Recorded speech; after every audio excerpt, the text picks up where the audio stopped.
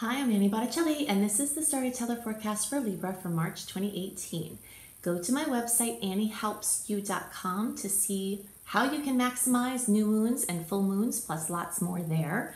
Also, if you would like a written horoscope for your sign, plus great reads for each sign each month, all given in a much more succinct version than my very long detailed videos, you can go to cozybysweetstarlight.com.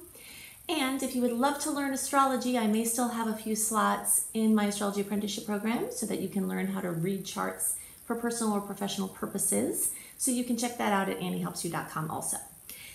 So what's going on in the month of March? We have continued news coming in from these eclipses from January and February, very active time of the year, this eclipse season. We have 2 full moons this month, just like we had in January, no full moons in February. So the beginning and the end of the month are going to be very busy that way. We also have the end of the open window for the personal planet retrograde. So we had from sometime in January through March 8th as our open window for things pushing out, the tides pushing out. And now as of March 8th, the tides start to roll in, a very steady, slow, inward motion. So that's starting from now and that goes through the middle of December.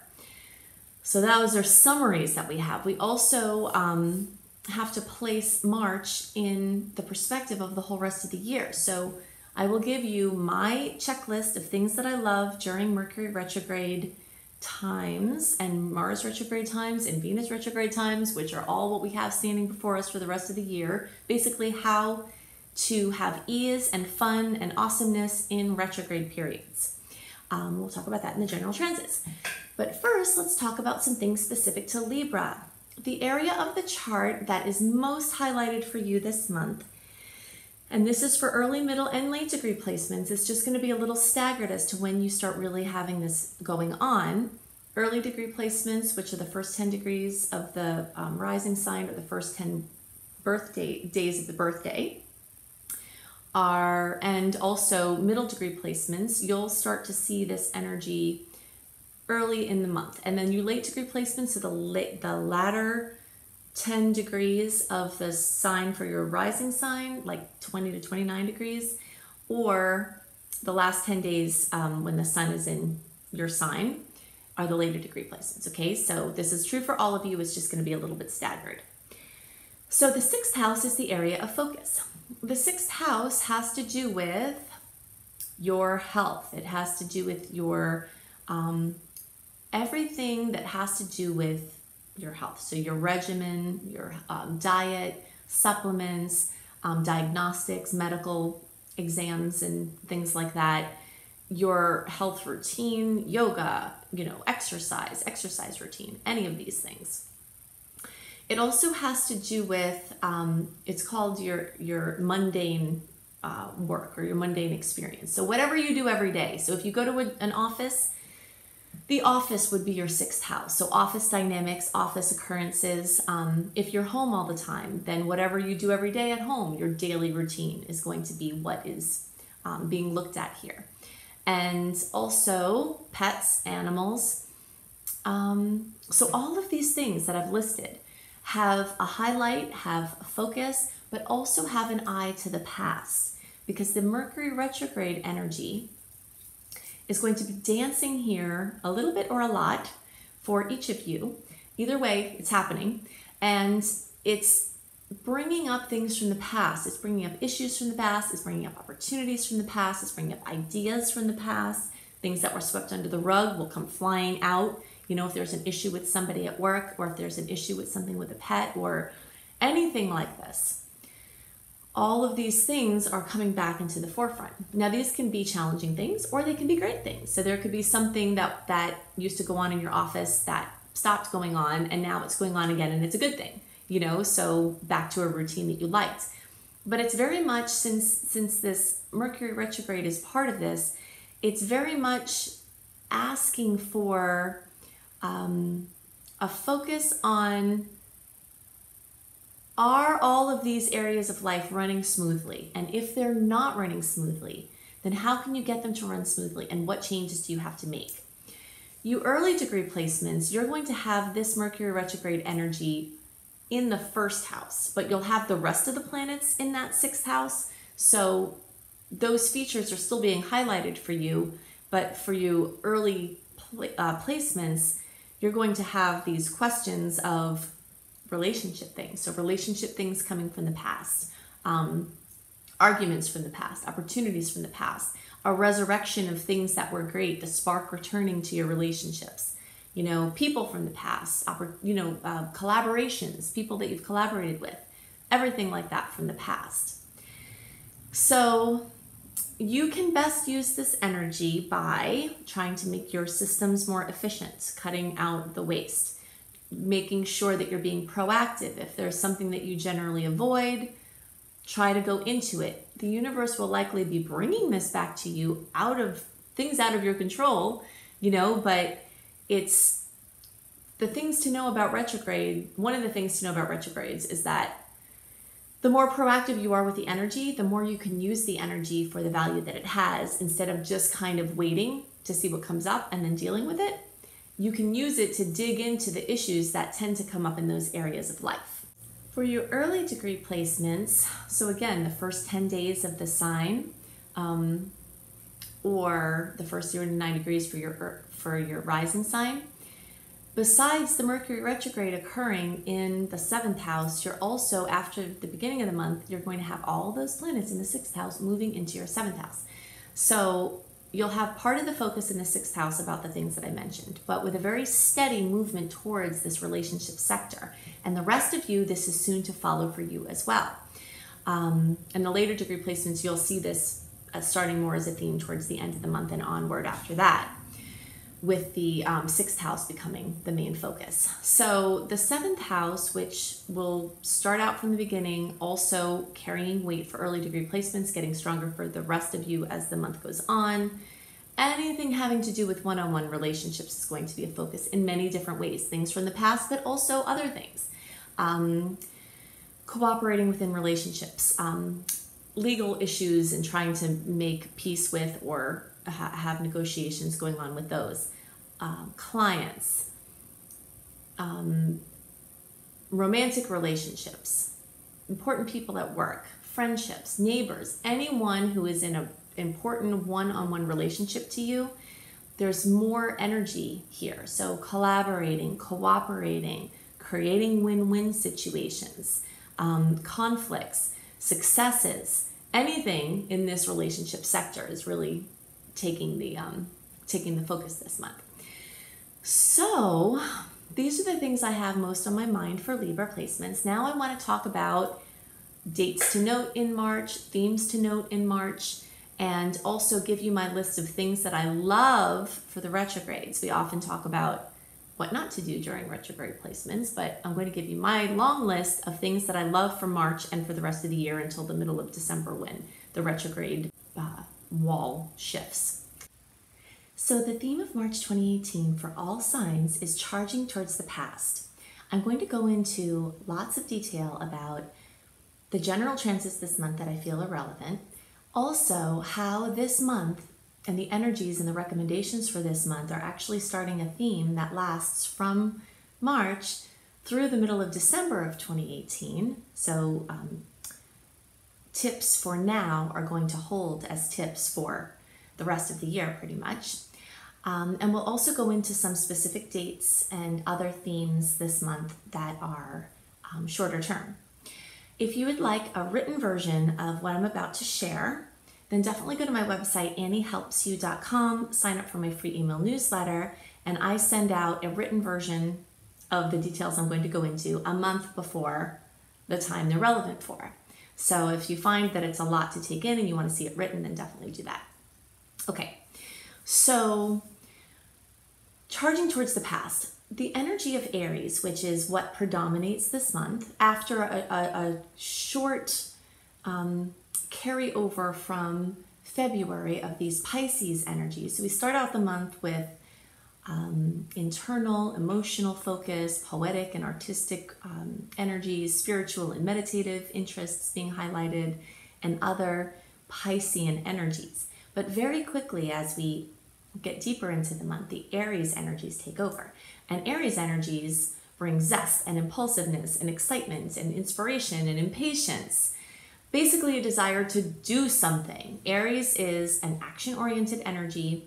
And so this month, the predominance of the energy is going to make you feel like you want to do something, like you want to take action on something. But because after March 7th or 8th, the energies start going backwards, this slow, steady decline into a year worth of very strong personal planet retrograde energies, I'm calling it charging towards the past, because if you feel like you want to do something, taking action on things that have an eye towards the past, or shorter term things, or clearing up things from the past, are going to go further than trying to launch new things. Now that's after March 8th or so, because we are still in the open window free from personal planets being retrograde until March 8th. So if you have some things that you want to push forward, long-term things, things that you've been working on for a while, things that you don't want to wait until the middle of December to bring out and be able to have good momentum, then you still have some time at the beginning of the month. But it's kind of ironic because the Aries energies don't start to get stronger until later in the month. You know, I mean, it's starting after the first week. So this first week of the month that is kind of covered in Pisces, emotional internal energy, is actually some of the best energy for bringing things out. So you'll just have to feel your way through this. You know, I give you all of this information so that you have it, but ultimately you have to tune into your intuition, into what the signs are showing you for when you're going to do what. So a theme that's going to come up throughout many transits throughout this month is of this over-exuberant Aries energy, bumping up in a challenging angle to Saturn or another planet in Capricorn, which still holds these Saturnian energies. So the way I imagine this is like a stern parent glaring at a child who's spinning around in a shop of fragile items. So the typical bull in a china shop energy is what really predominates at this time of the year, especially when we have a retrograde. So you're going to be rumping and bumping up against things, and that's going to especially be relevant on March 11th, on the days around March 11th, March 13th, March 23rd, the 24th, and the 29th, because on these dates, you've got personal planets hitting challenging angles with either Saturn or an outer planet in Capricorn, which still has the same energy. So it's not a time to try to force things, is what I'm trying to tell you. Okay, so if you're going to put extra energy that you have, and you probably will have, into something, it's best done to be put with an eye to the past, basically. So if you've got things to wrap up from the past, if something has come back in your field that's an idea from the past, working on that, something that has a contact or a connection to the past, or is a short-term thing. You're trying something on, you're experimenting with something, you're trying to do something that only has a short, shelf life anyway. All of these things are great at this time. It's just the longer term things that we want to hold a little bit closer to us. So if you are pushing too hard in areas that are not flowing, you're going to get really frustrated. That will be a theme of this month if you choose to flow against the tides. It will be very prudent to put extra effort this month into guarding your body, especially your head, because Aries rules the head. So just being really careful about the awkwardness that is at play this month. So your routine for keeping your zen might have to be a little bit boosted, so be as proactive as possible for keeping your zen. So we're still having eclipse challenges and opportunities rolling in from the January and February eclipses. So you might see news or developments around things that had already come in still here in March. So be looking out for those. If you haven't watched my January and February reports, then definitely do that for your sign, because in January, I talk about the lunar eclipse and how it can affect your sign or your rising sign, whatever you're watching for. And in the February report, I talk about how the solar eclipse can affect your sign. So you want to have those understandings, because those eclipses are going to carry much further than these months that they occur in. So to help you get a better idea of themes at play that have been at play for a little while, they're going to continue to be at play, check out the January, February reports as well. And that's all I'm going to say really about the eclipses, because you can see those reports for more information, and there is a lot of information there. We have 2 full moons again this month, okay? So we had 2 full moons in January. We had no full moons in February, and now we have 2 full moons in March. So this, again, is making more emotion, more things coming to fruition, more possibly drama, more things that come to light. So at the beginning and the end of the month, you might see important and emotional occurrences, notable discoveries, or things coming to notable fruition. So until around March 8th, when Mercury retrograde shadow period starts, and also Jupiter starts its retrograde, there's more clarity around submitting taxes, making agreements, signing paperwork than there is after that point. So if you know that you're going to have to sign paperwork at some point in March, it might behoove you to do it early March. If you have any doubt about it, it might be better to hold off altogether, because the contracts and the terms and all of those things will likely change. I'm not going to talk a lot about Mercury retrograde implications in this general report, but I have made a separate video for that. So if you search for Mercury retrograde, Annie Botticelli, I go into lots of detail. But what I am going to go into a lot of detail about this month is, instead of focusing on what to avoid when Mercury is in retrograde, I'm going to talk about what is great when personal planets are in retrograde in general, to prep you for the rest of this year. So I'm going to go into detail about that.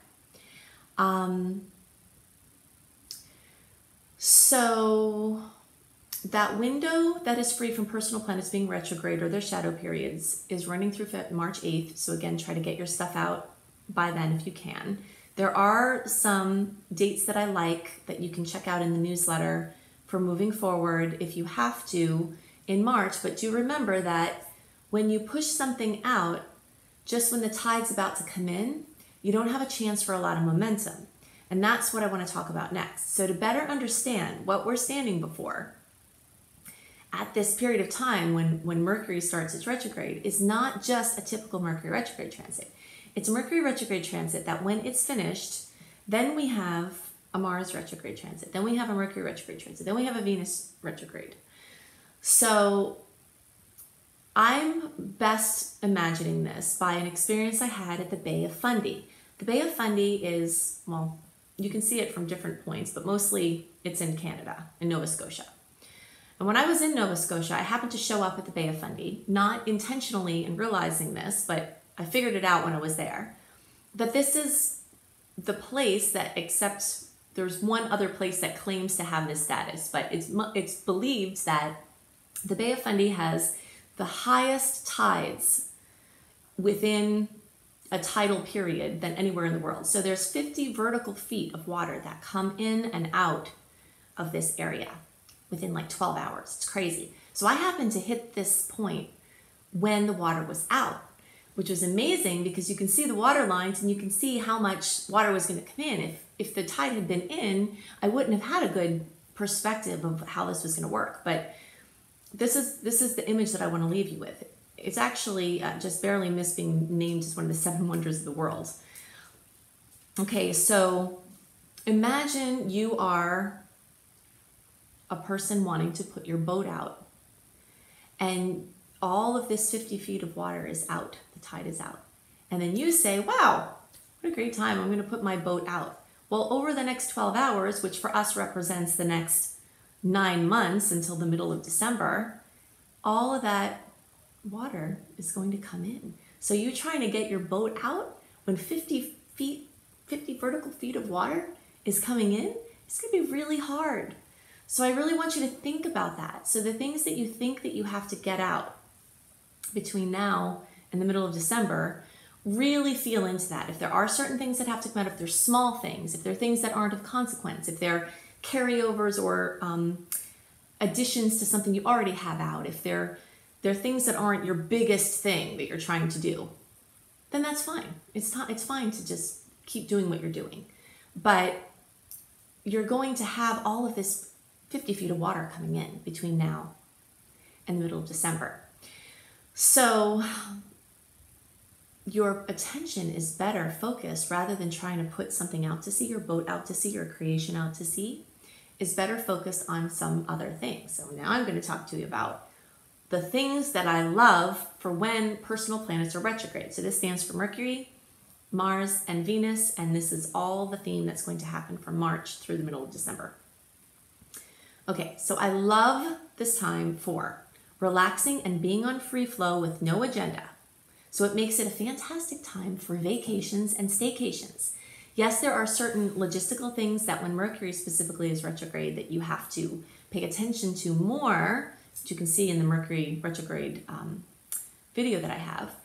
And also my new website, astrologykissedtravelbliss.com. You can see more information about this here, because I wanted to knowing that this time was going to be amazing for vacations, I wanted to launch this website, Astrology Kissed Travel Bliss, so that you have it to assist you in taking great vacations during this time that's amazing for vacations. So especially when Mars is retrograde, which is going to be most of this period of time, the shadow period, you'll start to really feel that in May. It'll go straight through into the fall or spring for y'all down under. So the energy of Mars in retrograde is going to make people lazy and unambitious compared to how they usually are. Now, the one caveat to that is if you have Mars retrograde in your chart, sometimes you come alive when Mars is in retrograde, but most people get lazy. So I believe it's an overachiever's dream. And we'll go into way more details about this, and I have lots of resources, blogs, and videos about Mars retrograde. But the theme of the month for March and the things that are good for March are also good for the times to come. So I just want you to be preparing for that. So if you're an overachiever, you actually get a break from yourself during Mars retrograde. Okay, so this March, Mercury retrograde is going to be starting this theme of you kind of moving towards the inner realms and being more calm. You have an amazing opportunity to shift your area of focus from pushing out to pushing in. Okay, I also love this time for deep indulgences in hobbies and fun.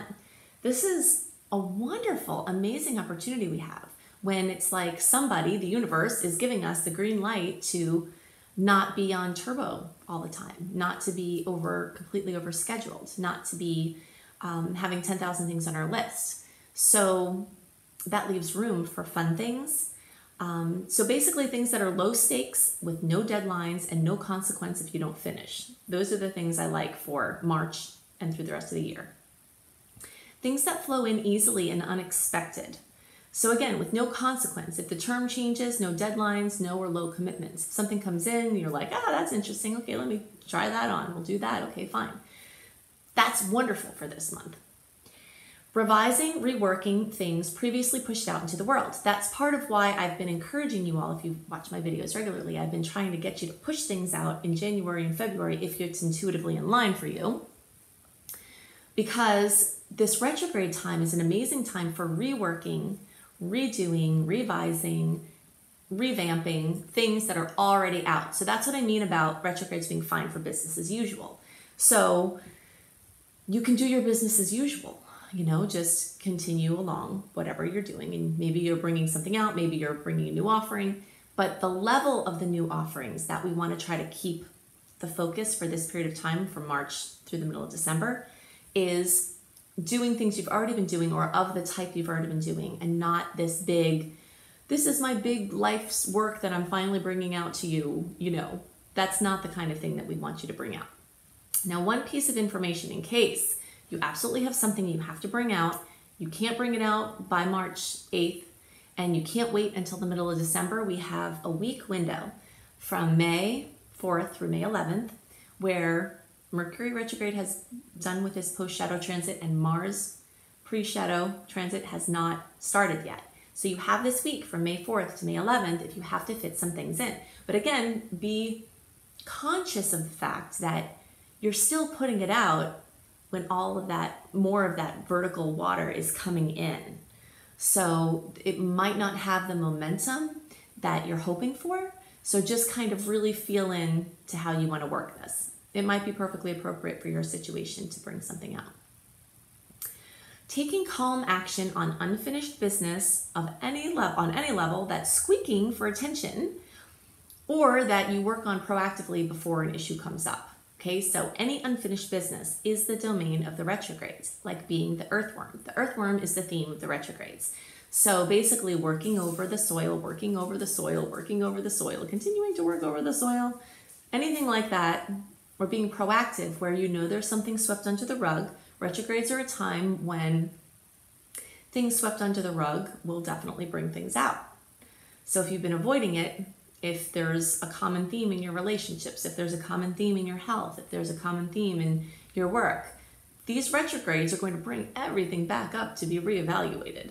So doing inner work I mean as tools that you use with the understanding that we're creating our reality from our perception and our programming inside. So if you have patterns in your life that are reoccurring, we can't blame the current manifestations. We have to, I don't want to even use the word blame, we have to look to the things that we brought to the equation from our imprinting, from our astrological profile, from our childhood, etc. So the retrogrades are amazing for doing things like EMDR, EFT, neurolinguistic programming, and other self-development and trauma clearing tools. Working on future launches in the backdrop. This is an amazing time to be working on a website in the backdrop. You can be having a website that only has an admin panel, so nobody sees it, it's not live to the world, and you could be working on that through the retrogrades. That's perfectly appropriate and totally fine to be doing. So websites, courses, books, artistic endeavors, business plans, any other big project that will eventually be brought out, it's perfectly fine to be making headway on those things, just kind of keeping it more quiet and internal rather than telling everybody or making a big deal in the outer world about it. I also love the retrogrades for experimenting with low stakes projects. Oh, and also, by the way, this list of the things I love for retrograde times is written, I put it in a blog form on my website, anniehelpsyou.com. So again, if you want a written version of this, you can go to anniehelpsyou.com, click on blog, click on astrology, and it will be there. Because I know some of you are visual and it's hard to take all of this in listening. So experimenting with low stakes projects. Play with ideas you have and test things out and experiment. This is a wonderful time for that. Again, low stakes, low commitments, and find if the terms change. Those are the themes that we want to keep in mind as we're playing and bringing things out in this time. Continuing things already launched. Business as usual is fine and totally appropriate, so you don't have to say, well, what can I do? I can't do anything. No, I'm not saying you can't do anything. I'm saying to avoid major launches. Okay, so studying, learning, and exploring. So March and beyond is amazing for learning and studying. The internal energies, Mercury in particular, rules the intellect and gathering and sharing information. So any courses of study, especially ones that are shorter terms. When I say shorter term, like Mercury usually rules like a 6 to 9 month course or less. Venus can have like an 18-month commitment, but that Venus retrograde is towards the end of the year. The Mars retrograde may invite cycles of around 2 years, so that's like kind of the summer or the winter for you all down under. So yeah, exploring, looking into things, traveling, armchair traveling, anything where you're studying, experiencing, low stakes, low commitment, things that fall in your lap. All right, so these are all the things that I love for you for March. And I'm also going to hit a couple of highlights with the dates, certain dates. I gave you a few where it's good to be wary of these run-ins with sort of Saturnian figures, challenges, blocks on the 11th, 13th, 23rd, 24th, and 29th. Remember, you can get a written version of these notable transits and what I think you can expect with them, as well as themes for the month when you sign up at anniehelpsyou.com for my newsletter. So March 1st, we have a full moon at 11 degrees of Virgo, also with an awesome Venus and Jupiter trine. So this is really great if you have to pull things forward before the tides start to roll in. I love this energy. Jupiter's going to go retrograde on March 8th. Jupiter going into retrograde means that the overt enthusiasm, optimism, and blessings that Jupiter is bringing in certain areas of our life are more likely going to be pulled back and less obvious. So we can feel a little bit more discouraged in certain areas of life, but Jupiter is trying to shore up foundational issues so that it can further expand when it goes direct. Okay, so from March 8th through July 10th, we'll have Jupiter retrograde. And this will affect everybody, but especially Saggies will most obviously feel that. March 11th, there is a challenging aspect with Mercury and Saturn that I listed, but there's also an amazing aspect with Mars and Uranus. So the way that I always say to work these, making your decisions around these transits is that you'll be feeling this in your own unique way, because general transits don't take into consideration your personal chart and how everything is hitting in your personal chart. So you have to trust your flow. If an astrologer says there's a certain good day for something and you're feeling crappy that day and everything's going wrong, don't do it, But if you felt great the day before, pull it through, So when we have an aspect on a certain day, like I'm saying March 11th is pretty busy, there are multiple transits on this day with different kinds of energies, you might feel that energy on March 7th, So the dates that these occur are just guidelines for an energy that's happening around a certain period of time. But I really like a lot of this energy around the 11th, but the one thing to look out for is if there seems to be something really pushing against you, just really tune in and make sure you're supposed to be moving forward. Okay, we've got the new moon on March 17th at almost 27 degrees of Pisces. This is the time to make your new moon wishes on Piscean topics. So you get 10 wishes, and it's the more you align your wishes with the energy of the sign, the more it makes it's easier for the universe to make them come true. So things like true inner happiness and peace, sleep, imagination, emotional sensitivity, connectedness of all things, surrender, trust, spiritual awareness, meditation, angelic assistance, things involving your feet or immune system, and lymphatic systems are also in the Pisces domain. So making your wishes around those types of things. It's a little chance for some ego battles with self or others to come up at this new moon, but there's also an amazing Jupiter boost. Okay, so March 22nd is when Mercury goes retrograde. So basically starting March 8th, we've got the shadow period. So from March 8th through the 22nd, that's the shadow period. Then the retrograde goes from the 22nd through April 15th, and then the post-shadow period goes through May 4th. And that's why I said after May 4th, you have that little open window free from the personal planet's retrograde. So those are the things that are most on my mind for this month. We've got an amazing opportunity to chill out, an amazing opportunity to use energy that is present to charge towards the past. And we have amazing opportunities to just take a break from what has become the norm of life. And I think that's hopefully will be very welcome if you use it the right way. So definitely go to my website, anniehelpsyou.com. I have blogs on there for the new moons and the full moons, plus lots of other things. Definitely go to cozybysweetstarlight.com, where you can get your written version of your horoscopes in a much more simple, less detailed way, often talking about things that I don't talk about in the videos. If you're a travel lover or just an armchair warrior, definitely check out my beautiful new site, astrologykissedtravelbliss.com. And if you're interested in a reading, an astrology reading or a tarot reading, definitely go to my husband's website, iamhelios.com, iamhelios.com. I hope you have a wonderful month, and I'll see you next month. Bye.